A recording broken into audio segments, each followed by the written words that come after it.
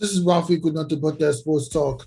I just want to ask you, have you had a chance to watch France in the Olympics? And if you have, how are you able to figure out the type of offensive defensive sets when going up against them in the upcoming game? Yeah, I think because they've played a few games, we've been able to see film on them, see film from maybe some past FIBA games as far as personnel.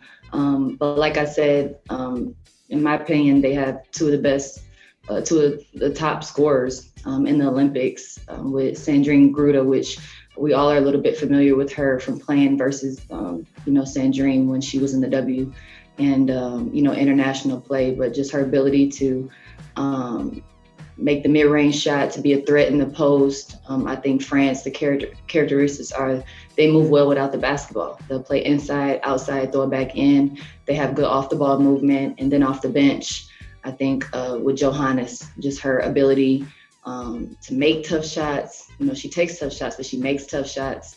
And then they have a lot of complementary players who I think they offensive rebound really well. I think they're physical. And so, obviously we're going off the most recent film that we have of them in the past two games that they've played, but I've been impressed, with their style of play, how it translates, how hard they play, and, how they can get after it on both sides of the basketball.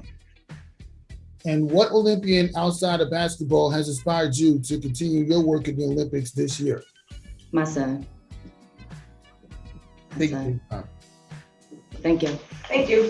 Thank you very much, Skyler. This is Rafi with nothing but that sports talk. How you doing today?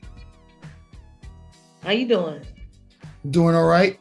Now, I just want to ask you, when you see A'ja Wilson put in back-to-back double-doubles in her first two Olympic Games, does that bring you kind of like that little South Carolina vibe on your way towards winning gold medal, only for the first time as a coach?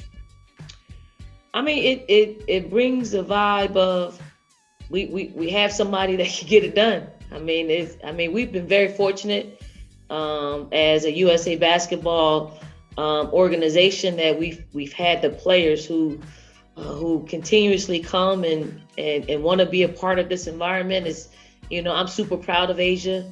My comfort is and my familiarity is with A'ja, and it gives me a great deal of just pride knowing that she's balling on the biggest stage, and it doesn't seem like she's slowing down.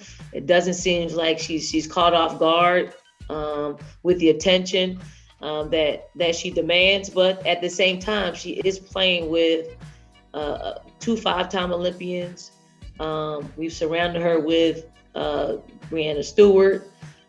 So they're taking some of the pressure off of her so she can perform in that way. So I'm happy that it's clicking for her and for all of us. And if I could sneak in a follow-up, what Olympic athlete outside the basketball world inspires you to be one of the greatest, whether it's in coaching or in playing in the Olympics? Wow, Olympics. There are in this Olympic Games? Yes.